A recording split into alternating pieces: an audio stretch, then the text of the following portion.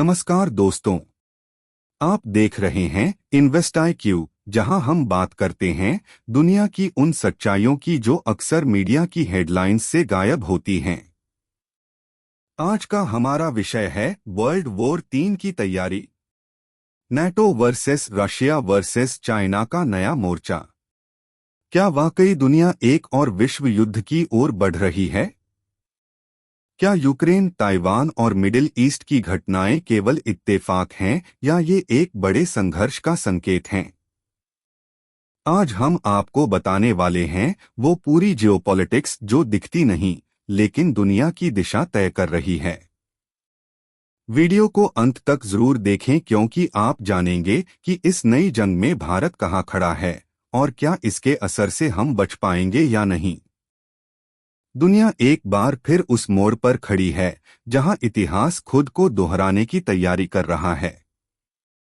पहली और दूसरी विश्व युद्ध की तरह अब फिर से बड़े देश एक दूसरे के खिलाफ मोर्चाबंदी कर रहे हैं, लेकिन इस बार हालात कहीं ज्यादा खतरनाक, ज्यादा जटिल और कहीं ज्यादा वैश्विक हैं।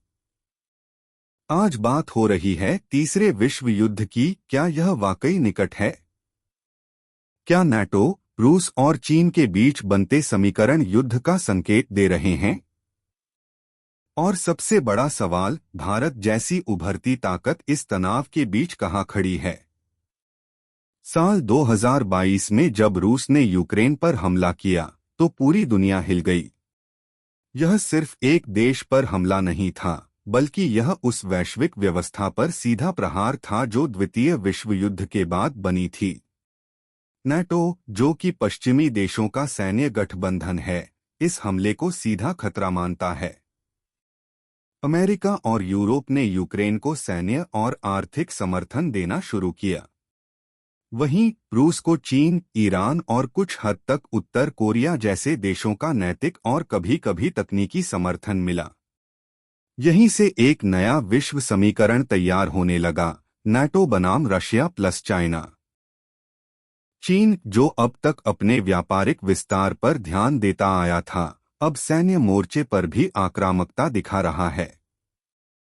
साउथ चाइना सी में चीन की गतिविधियां, ताइवान के खिलाफ उसका रुख और बेल्ट एंड रोड इनिशिएटिव के जरिए उसका ग्लोबल कंट्रोल बढ़ाने का प्रयास, ये सब संकेत हैं कि चीन सिर्फ एक आर्थिक शक्ति नहीं रहना चाहता, वो दुनिया का अगला सुपर कंट्रोलर बनना चाहता है।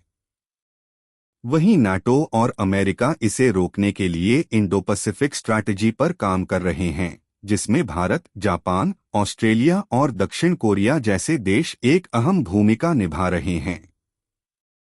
लेकिन ये केवल दो देशों या दो समूहों की लड़ाई नहीं है। इसमें तेल, डेटा, हथियार, चिप्स, साइबर वॉर और यहां तक कि AI जैसी तकनीकें भी एक हथियार बन चुकी हैं। अमेरिका अब सिर्फ अपने सैनिक नहीं, बल्कि सैटेलाइट सर्वेलेंस, ड्रोन वॉरफेयर और क्वांटम कम्युनिकेशन जैसी उन्नत तकनीकों से जंग की तैयारी कर रहा है। रूस ने अपनी हाइपरसोनिक मिसाइलों का परीक्षण कर लिया है, जो किसी भी डिफेंस सिस्टम को भेदने की क्षमता रखती हैं। चीन ड्रिवन सर्वेलेंस और डिजिटल डिक्टेटरशिप के जरिए जियोपॉलिटिकल कंट्रोल चाहता है। दुनिया के हर कोने में जैसे बारूद बिछा दिया गया है। सिर्फ एक चिंगारी की जरूरत है। और सवाल यह है कि वो चिंगारी कहां से आएगी? यूक्रेन से, ताइवान से, मिडिल ईस्ट से या कहीं साइबर स्पेस से? हालात इतने नाजुक हैं कि किसी एक देश की गलती पूरी दुनिया को युद्ध की आग में झोंक सकती है। यह संघर्ष सिर्फ बमों और बंदूकों से नहीं लड़ा जाएगा, बल्कि यह लड़ाई होगी नैरेटिव की, इकोनॉमी की और जानकारी की। अब तक आपने देखा कि कैसे एक नया मोर्चा खड़ा हो रहा है, जहां दुनिया दो ध्रुवों में बंटती जा रही है।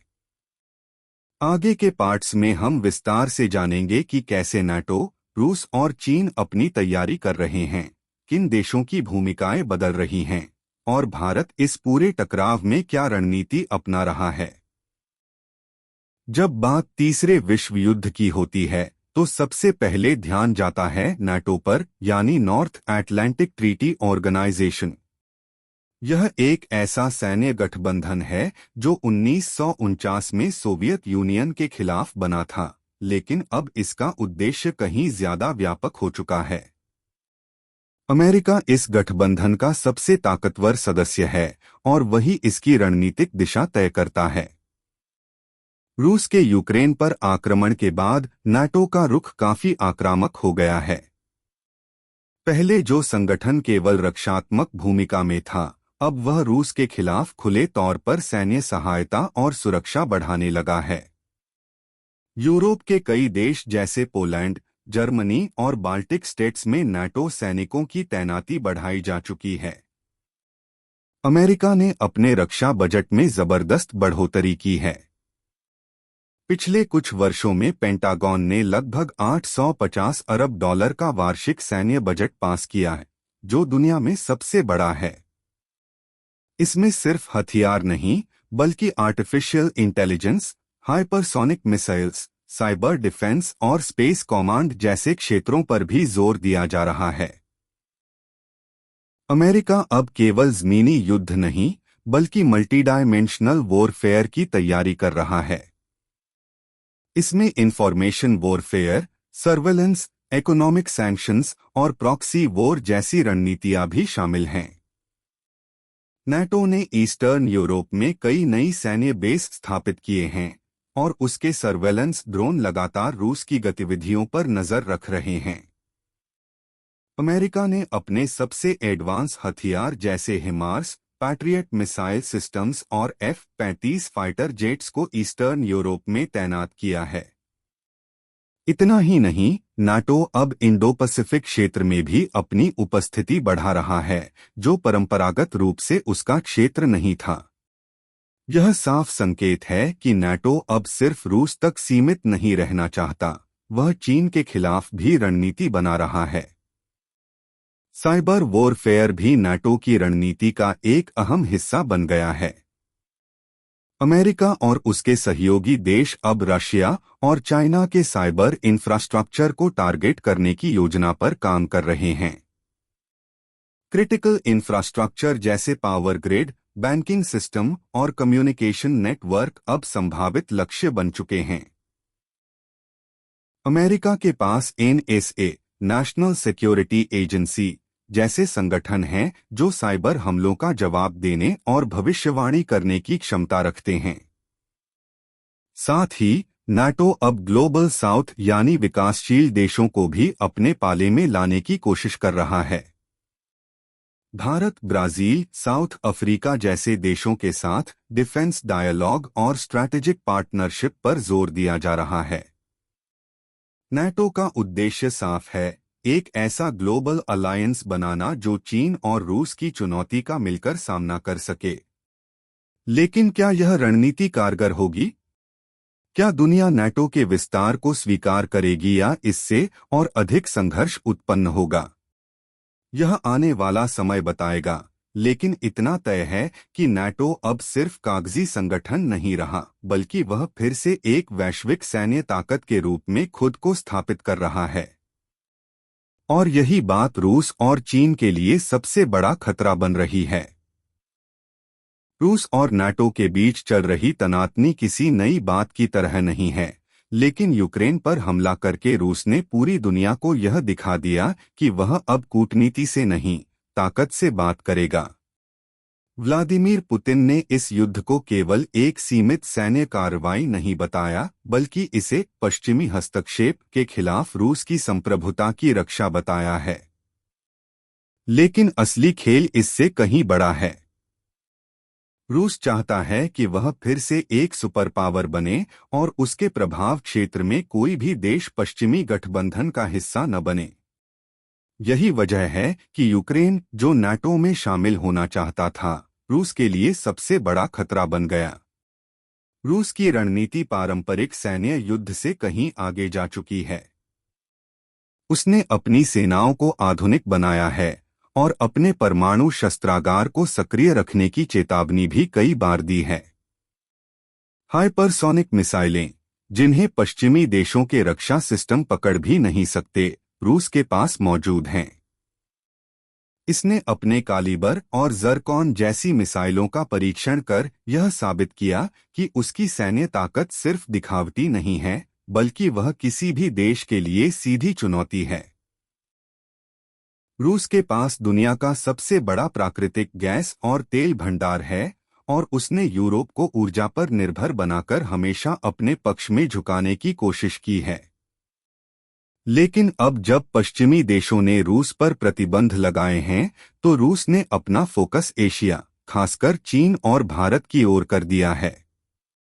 उसने चीन के साथ एनर्जी और डिफेंस एग्रीमेंट्स को तेजी से बढ़ाया है। भारत के साथ भी उसकी डिफेंस कोऑपरेशन मजबूत बनी हुई है, भले ही भारत नाटो के साथ संबंध बना रहा हो।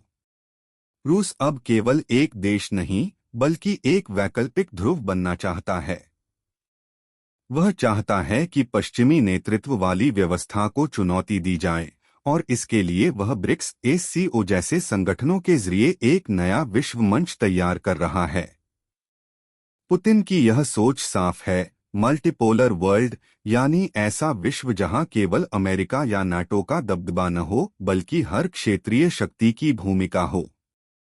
यही सोच उसे चीन के साथ जोड़ती है। एक और पहलू जो रूस की रणनीति को और जटिल बनाता है, वह है डिसइंफॉर्मेशन वॉरफेयर। रूस वर्षों से सोशल मीडिया, फेक न्यूज और साइबर बॉट्स के जरिए दुनिया भर में अफवाहें फैलाने और जनमत को प्रभावित करने का काम करता आ रहा है। अमेरिका के चुनाव से लेकर यूरोप के ब्रेक्सिट तक कई घटनाओं में रूस की डिजिटल हस्तक्षेप की बातें सामने आ चुकी हैं। यही तरीका अब जंग के मैदान से ज्यादा माइंडस्पेस में लड़ाई लड़ने के लिए इस्तेमाल हो रहा है। रूस यह जानता है कि सीधा युद्ध उसके लिए भी महंगा है।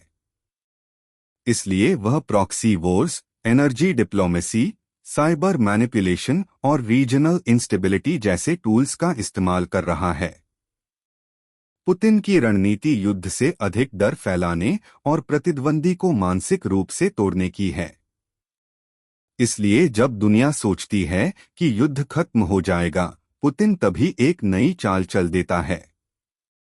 अब जब रूस और नाटो आमने सामने आ चुके हैं, तो इस समीकरण में सबसे अहम हो जाता है तीसरा खिलाड़ी चीन। अगले भाग में हम जानेंगे कि चीन कैसे इस वैश्विक टकराव को अपने पक्ष में मोड़ने की तैयारी कर रहा है और कैसे वह बिना एक भी गोली चलाए दुनिया की सबसे बड़ी शक्ति बनने का सपना देख रहा है। जब पूरी दुनिया रूस और नाटो के टकराव पर नजर गड़ाए थी, चीन चुपचाप अपनी शांत युद्ध की रणनीति पर काम कर रहा था। चीन की सोच बिल्कुल अलग है, वो युद्ध मैदान में नहीं, दिमाग और डेटा में जीत चाहता है। पिछले एक दशक में चीन ने न केवल अपनी सैन्य ताकत बढ़ाई है, बल्कि दुनिया के डिजिटल और आर्थिक ढांचे में भी गहरी पैठ बनाई है। वो समझ चुका है कि भविष्य की जंग बंदूक या बम से नहीं, बल्कि माइक्रोचिप्स, सर्विलांस और आर्थिक जाल से लड़ी जाएगी। चीन ने अपनी सेना को आधुनिक बनाते हुए साउथ चाइना सी में कृत्रिम द्वीप बनाकर सैन्य ठिकाने स्थापित किए हैं।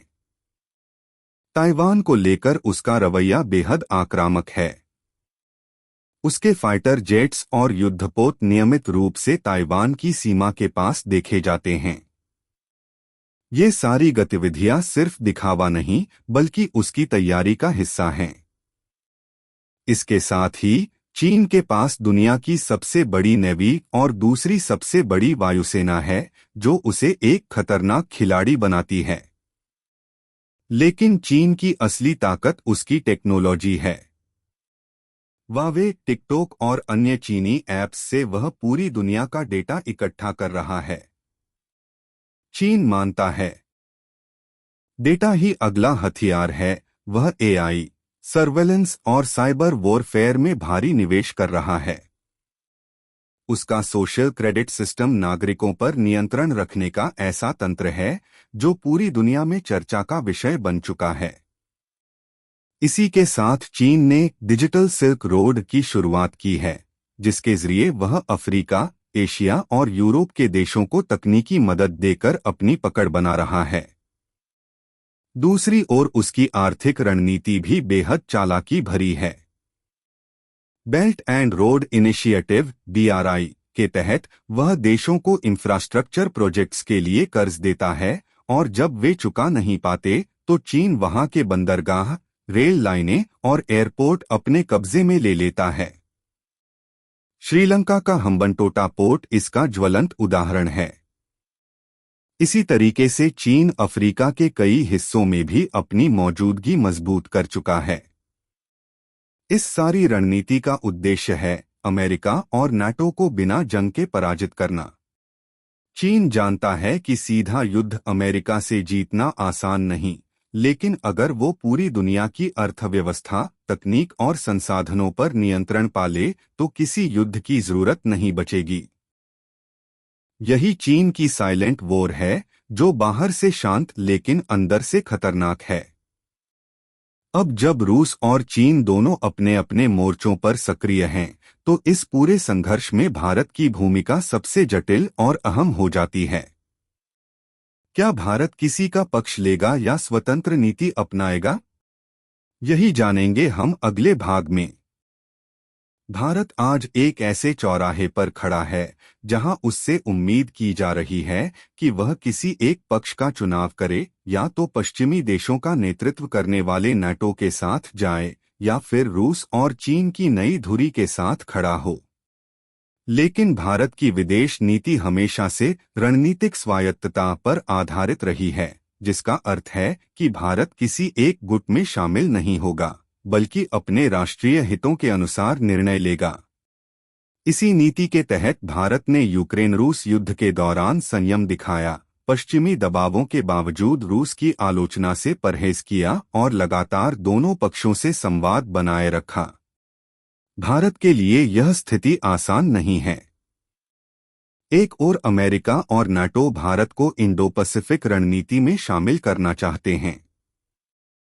क्वाड, जो भारत, अमेरिका, जापान और ऑस्ट्रेलिया का गठबंधन है, चीन की विस्तारवादी नीति का मुकाबला करने के लिए बनाया गया है।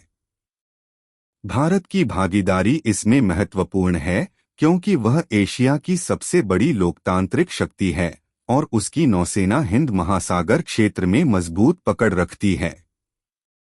दूसरी ओर भारत रूस का पुराना रणनीतिक साझेदार है। भारत की सैन्य जरूरतों का लगभग 60% हिस्सा रूस से आता है। BrahMos missile, Sukhoi fighter jet, T-90 tank सभी रूस से हैं। भारत के लिए सबसे बड़ी चुनौती है अपनी सुरक्षा बनाए रखते हुए किसी भी युद्ध में सीधे शामिल न होना। भारत जानता है कि अगर तीसरा विश्व युद्ध होता है तो उसका असर सिर्फ अमेरिका, रूस या यूरोप पर नहीं पड़ेगा, बल्कि एशिया की स्थिरता भी खतरे में आ जाएगी। चीन की आक्रामकता भारत की सीमाओं पर साफ देखी जा सकती है। डोकलाम और गलवान जैसी घटनाएं यह साबित कर चुकी हैं कि चीन केवल लद्दाख या अरुणाचल तक सीमित नहीं रहेगा, बल्कि वह भारत को आर्थिक, कूटनीतिक और सामरिक स्तर पर कमजोर करना चाहता है। यही कारण है कि भारत एक साथ कई रणनीतियां अपना रहा है। अमेरिका और यूरोप से डिफेंस टेक्नोलॉजी लेकर वह अपनी सैन्य ताकत को मॉडर्न कर रहा है, जबकि रूस से पुराने संबंधों को भी बनाए रख रहा है ताकि भविष्य में किसी टकराव से पहले बैलेंस बना रहे। इसके साथ ही भारत ने खुद को वैश्विक मंचों पर भी मजबूती से पेश किया है। चाहे वह G20 की अध्यक्षता हो, ब्रिक्स में सक्रियता हो या अंतर्राष्ट्रीय मंचों पर जलवायु परिवर्तन और वैश्विक व्यापार पर भारत की राय। भारत की एक्ट ईस्ट पॉलिसी और नेबरहुड फर्स्ट नीति के जरिए वह दक्षिण एशिया और ASEAN देशों के साथ अपने संबंध मजबूत कर रहा है।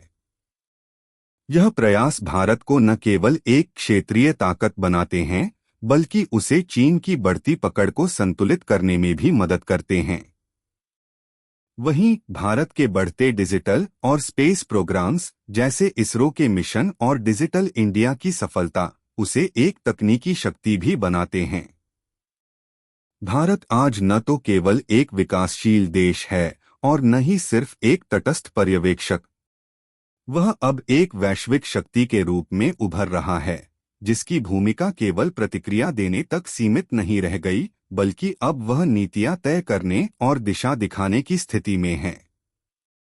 अब सवाल यह है, जब दुनिया दो हिस्सों में बंट रही है और टकराव की संभावनाएं बढ़ रही हैं, तो क्या भारत अपनी स्वतंत्रता बनाए रख पाएगा या उसे भी किसी एक गुट में शामिल होना पड़ेगा?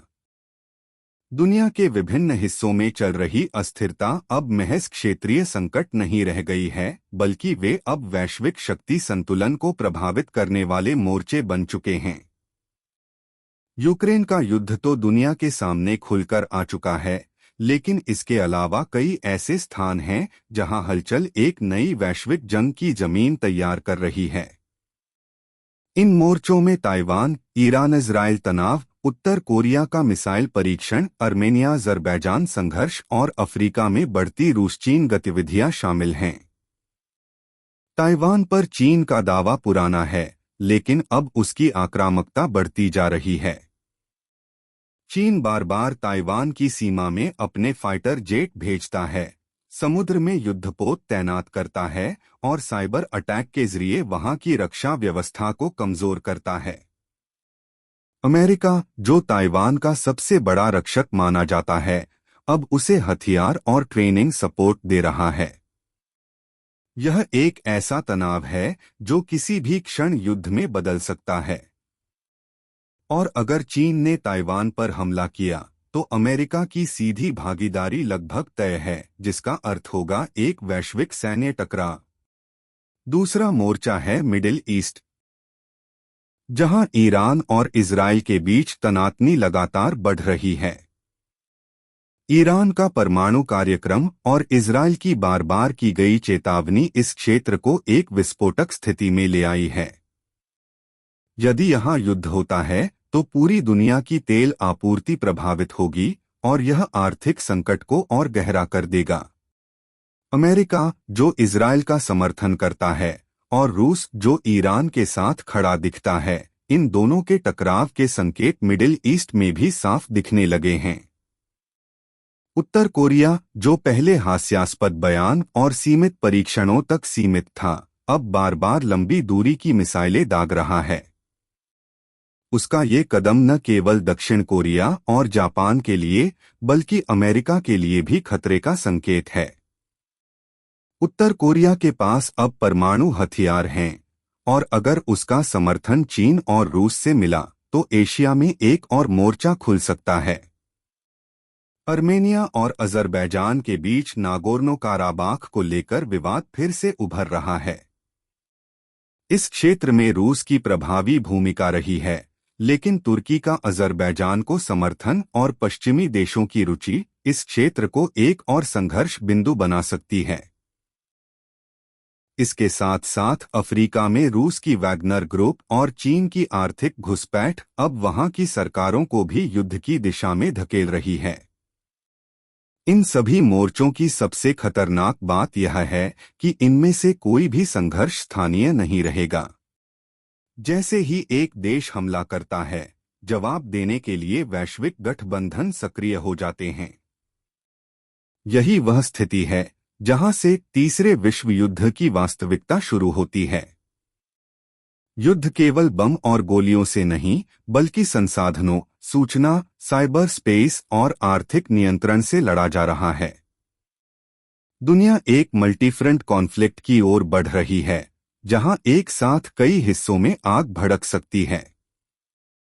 यही जटिलता युद्ध को रोकने की संभावनाओं को कम करती है और सभी देशों को फोर्स्ड अलाइनमेंट की ओर धकेलती है। आज का युद्ध सिर्फ मैदान में सैनिकों की भिड़ंत तक सीमित नहीं है, बल्कि अब युद्ध का सबसे बड़ा मोर्चा है साइबर स्पेस। जिस तरह से देश एक दूसरे की सीमाओं को भेदने के लिए हैकिंग, डेटा चोरी और डिजिटल निगरानी का सहारा ले रहे हैं, उसने युद्ध की परिभाषा को पूरी तरह बदल दिया है। अब कोई भी हमला मिसाइल या टैंक से नहीं, बल्कि आपके कंप्यूटर सिस्टम, बैंकिंग नेटवर्क या सैन्य कमांड सेंटर के सर्वर पर हो सकता है। यही है 21वीं सदी की जंग, साइबर वॉर। रूस, चीन, अमेरिका, इजराइल और यहाँ तक कि उत्तर कोरिया जैसी छोटी अर्थव्यवस्थाएं भी साइबर हथियारों पर भारी निवेश कर रही हैं। रूस पर अमेरिका और यूरोपीय देशों के चुनावों में साइबर हस्तक्षेप के आरोप लगते रहे हैं। वहीं चीन पर वैश्विक स्तर पर डेटा चोरी और बौद्धिक संपदा की हैकिंग के मामले सामने आते हैं। अमेरिका के पास एनएसए और साइबर कमांड जैसी एजेंसियां हैं जो न केवल बचाव करती हैं बल्कि जवाबी साइबर अटैक की क्षमता भी रखती हैं। इजराइल की यूनिट 8200, जो अपने ऑफेंसिव साइबर कैपेबिलिटी के लिए मशहूर है, अब एक मॉडल बन गई है। इन सब के बीच सबसे खतरनाक हथियार बन चुका है आर्टिफिशियल इंटेलिजेंस। एआई अब सिर्फ चैटबॉट्स या सर्च इंजन तक सीमित नहीं है। युद्ध में एआई का इस्तेमाल ड्रोन को बिना इंसान के कंट्रोल से उड़ाने, दुश्मन की मूवमेंट प्रेडिक्ट करने और रियल टाइम डेटा से निर्णय लेने में हो रहा है। अमेरिका का प्रोजेक्ट मेवन, चीन की एआई आर्मी योजना और रूस के ऑटोनॉमस वॉर सिस्टम्स ये सभी दिखाते हैं कि आने वाले वर्षों में इंसान से ज्यादा मशीन युद्ध के निर्णय लेंगी। एआई के जरिए बनाए गए डीप फेक वीडियो, फर्जी न्यूज और मैनिपुलेटेड सोशल मीडिया कैंपेन अब युद्ध का हिस्सा हैं। दुश्मन देश की जनता के मन में भ्रम फैलाना, नेताओं की छवि बिगाड़ना और नफरत पैदा करना अब खुले तौर पर डिजिटल हथियारों से किया जा रहा है। यह सिर्फ सूचना पर नियंत्रण नहीं बल्कि मानसिक युद्ध है, साइकोलॉजिकल वॉरफेयर, जो बिना गोली चलाए दुश्मन को अंदर से तोड़ देता है। भारत भी इस दिशा में तेजी से कदम बढ़ा रहा है। डीआरडीओ और इसरो जैसे संस्थानों के साथ साथ निजी क्षेत्र भी अब एआई और साइबर डिफेंस में निवेश कर रहे हैं। भारत का certain Indian computer emergency response team लगातार साइबर अटैक्स को मॉनिटर करता है, लेकिन वैश्विक स्तर पर एक समन्वय की जरूरत बढ़ती जा रही है। एक अन्य चिंता का विषय है क्रिटिकल इंफ्रास्ट्रक्चर पर साइबर हमला। यदि बिजली घर, railway control, air traffic system या बैंकिंग नेटवर्क पर हमला होता है तो पूरी अर्थव्यवस्था ठप हो सकती है। और ऐसा केवल युद्ध के दौरान नहीं बल्कि शांति के समय में भी हो सकता है।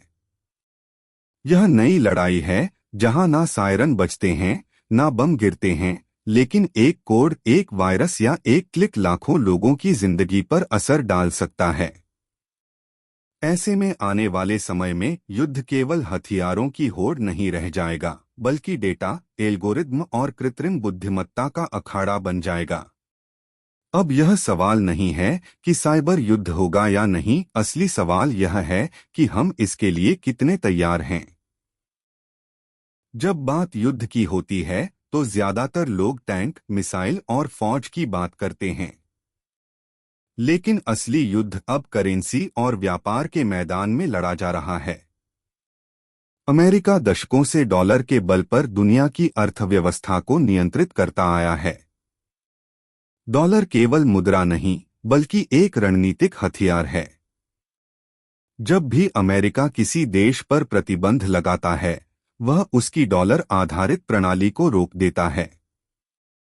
इससे देश की आयात निर्यात, बैंकिंग और वैश्विक लेनदेन ठप हो जाता है। यही वजह है कि अब रूस, चीन और कई अन्य देश डॉलर की बादशाहत को चुनौती देने की तैयारी में हैं। रूस ने यूक्रेन युद्ध के बाद पश्चिमी बैंकों से कट जाने पर अपनी मुद्रा रूबल को मजबूत करने के लिए सोने पर आधारित ट्रेड शुरू किया। चीन भी लगातार युआन को वैश्विक व्यापार में बढ़ावा दे रहा है। उसने ब्रिक्स देशों के साथ मिलकर एक नई साझा मुद्रा, कॉमन करेंसी, पर चर्चा शुरू कर दी है, जिससे डॉलर पर निर्भरता कम की जा सके। ब्रिक्स, जिसमें ब्राजील, रूस, भारत, चीन और साउथ अफ्रीका शामिल हैं, अब वैश्विक वित्तीय संस्थाओं को चुनौती देने की दिशा में आगे बढ़ रहे हैं। इस आर्थिक युद्ध की सबसे बड़ी चाल है डे-डॉलराइजेशन, यानी डॉलर से मुक्त व्यापार प्रणाली। कई देश अब आपसी व्यापार युआन, रूबल या स्थानीय मुद्राओं में करने लगे हैं। भारत और रूस ने तेल और हथियारों की खरीद में रुपए रूबल समझौता किया, जबकि चीन और सऊदी अरब युआन में तेल व्यापार की बात कर चुके हैं। यदि यह प्रक्रिया तेजी से बढ़ती रही तो एक दिन डॉलर की वैश्विक शक्ति कमजोर पड़ सकती है। इसका एक और पहलू है क्रिप्टोकरेंसी और डिजिटल करेंसी। अमेरिका और यूरोप जहां क्रिप्टो पर सख्त नियम बना रहे हैं, वहीं चीन ने अपनी खुद की डिजिटल करेंसी ECNY को लॉन्च कर दिया है। यह एक ऐसी मुद्रा है जिसे सरकार नियंत्रित करती है, लेकिन कागजी नोट की तरह नहीं, बल्कि डिजिटल वॉलेट में रखी जाती है। इससे सरकार को हर ट्रांजैक्शन पर नजर रखने की क्षमता मिलती है।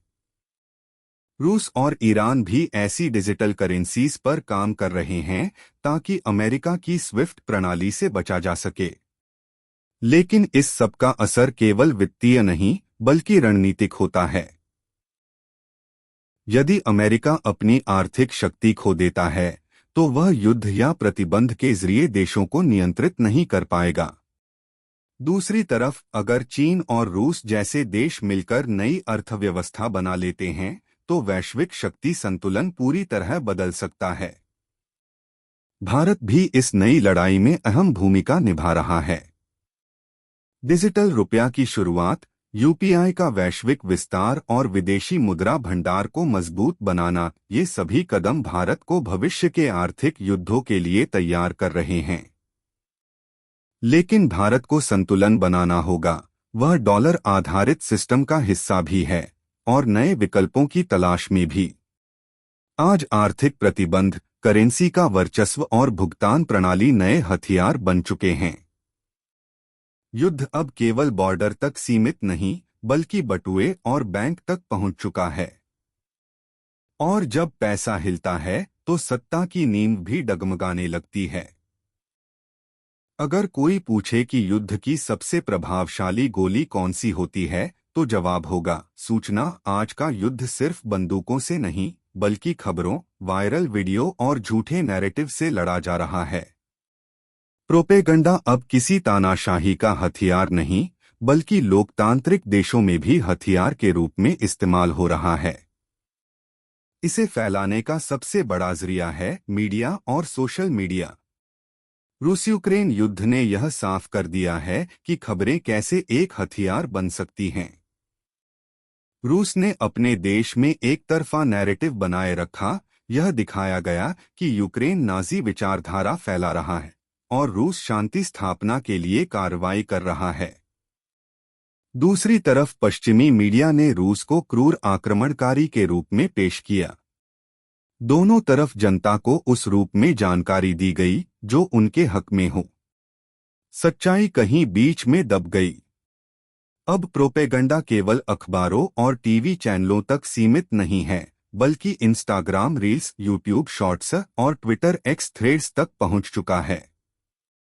आम नागरिकों को पता ही नहीं चलता कि वह असली खबर पढ़ रहे हैं या किसी एजेंडे का हिस्सा बन गए हैं। डीप फेक तकनीक और AI की मदद से फर्जी वीडियो तैयार किए जा रहे हैं, जिनमें नेता कुछ ऐसा बोलते दिखते हैं जो उन्होंने कभी कहा ही नहीं।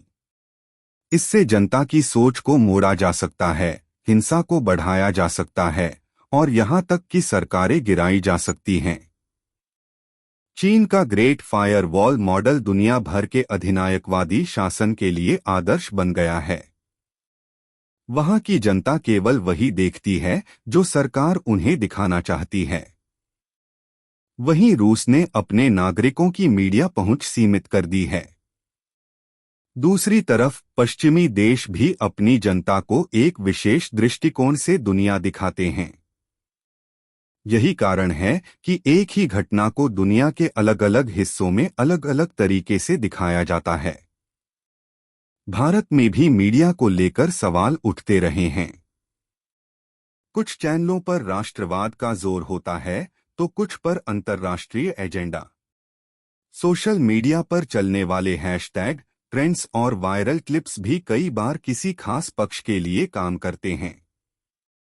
यह केवल विचारों की आजादी नहीं, बल्कि एक रणनीतिक टूल बन चुका है।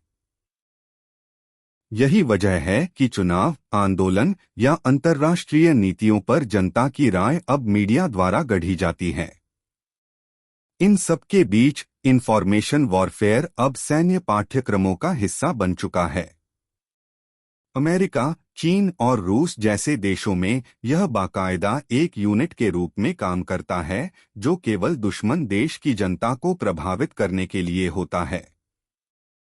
यह लड़ाई इतनी चुपचाप लड़ी जाती है कि हमला कब हुआ, कैसे हुआ और किसने किया, यह जानने तक में सालों लग जाते हैं। मीडिया का यह चेहरा युद्ध को तेज भी कर सकता है और रोक भी सकता है। अगर सही जानकारी फैलाई जाए तो शांति संभव है, लेकिन जब सूचना को हथियार बना दिया जाए तो उससे ज्यादा खतरनाक कोई दूसरा औजार नहीं होता। जब हम रूस की यूक्रेन में घुसपैठ, चीन की ताइवान पर आक्रामकता, अमेरिका के हथियार सौदे और ब्रिक्स बनाम G7 की आर्थिक खींचतान को एक साथ जोड़ते हैं तो तस्वीर डरावनी लगती है। लगता है मानो तीसरा विश्व युद्ध बस शुरू होने ही वाला है।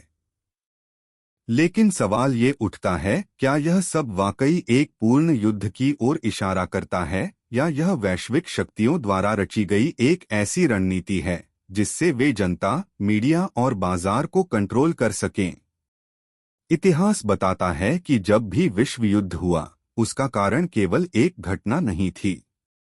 पहली और दूसरी विश्व युद्ध के पीछे गहराई में जाकर देखने पर असुरक्षा, गठबंधन, साम्राज्यवाद और सत्ता की भूख जैसे कारण दिखते हैं। आज की स्थिति कुछ अलग है। अब हर देश के पास परमाणु हथियार हैं। वैश्विक व्यापार आपस में इतना जुड़ा हुआ है कि एक देश की तबाही बाकी दुनिया को भी गिरा देती है। इसलिए यह जरूरी है कि हम इस तनाव को केवल युद्ध की तैयारी के रूप में न देखें, बल्कि इसे कूटनीतिक गेम के रूप में भी समझें। आज अमेरिका और उसके सहयोगी देश अगर सैन्य अभ्यास करते हैं तो उसका उद्देश्य केवल शक्ति प्रदर्शन नहीं, बल्कि अपने सहयोगियों को एकजुट रखना भी होता है। चीन अगर ताइवान के पास मिसाइल टेस्ट करता है तो उसका मकसद हो सकता है कि वह घरेलू जनता का ध्यान आर्थिक संकट से हटाए। रूस यदि यूक्रेन पर कब्जा करता है तो वह केवल सैन्य विजय नहीं चाहता, बल्कि पश्चिमी प्रभाव को सीमित करना भी उसका उद्देश्य हो सकता है। इस बीच वैश्विक संस्थाएं जैसे संयुक्त राष्ट्र, G20, ब्रिक्स और ASEAN इस टकराव को रोकने की पूरी कोशिश कर रही हैं। हालांकि इन संस्थाओं की प्रभावशीलता पर सवाल उठते रहे हैं, लेकिन संवाद का मंच बने रहना ही आज की सबसे बड़ी जरूरत है। भारत जैसे देश जो पश्चिम और पूर्व दोनों के साथ रिश्ते रखते हैं, ऐसे समय में ब्रिज की भूमिका निभा सकते हैं। भारत की रणनीतिक स्थिति, सैन्य शक्ति और कूटनीतिक संतुलन उसे एक निर्णायक भूमिका में ला सकते हैं। दूसरी तरफ आम जनता की भूमिका भी अब पहले से कहीं अधिक महत्वपूर्ण है। अब युद्ध की खबरें केवल टीवी चैनल तक सीमित नहीं, बल्कि आपके मोबाइल स्क्रीन तक आ चुकी हैं। सोशल मीडिया, डिजिटल मीडिया और यूट्यूब जैसे प्लेटफॉर्म अब राय बनाने और तोड़ने दोनों के लिए जिम्मेदार हैं। इसलिए जरूरत है कि लोग सूचनाओं को समझें, जांचें और बिना सोचे समझे किसी नैरेटिव का हिस्सा न बने। अंततः तीसरा विश्व युद्ध शायद पारंपरिक तरीके से न हो, न टैंकों से, न बंदूकों से, न खाइयों से। यह युद्ध हो सकता है अर्थव्यवस्था का, साइबर नेटवर्क का या सूचना का। यह युद्ध हो सकता है डर और भ्रम के जरिए सत्ता को बनाए रखने का। लेकिन एक बात तय है, अगर दुनिया के नेताओं ने संयम नहीं रखा और जनता ने सच को समझे बिना डर में बहना शुरू किया, तो यह डर ही सच बन सकता है। अगर आपको ये वीडियो जानकारीपूर्ण और सोचने पर मजबूर करने वाला लगा, तो इसे जरूर लाइक और शेयर करें। नीचे कमेंट में बताइए, क्या आप मानते हैं कि तीसरा विश्व युद्ध हमारे दरवाजे पर है? और क्या भारत इसकी चपेट में आ सकता है? ऐसी ही और महत्वपूर्ण और गहरी जानकारी के लिए सब्सक्राइब कीजिए इन्वेस्ट IQ को, जहां हम लाते हैं सच, रिसर्च और ताज़ा विश्लेषण बिल्कुल सरल भाषा में। मिलते हैं अगले वीडियो में, तब तक के लिए स्टे अवेयर, स्टे स्मार्ट।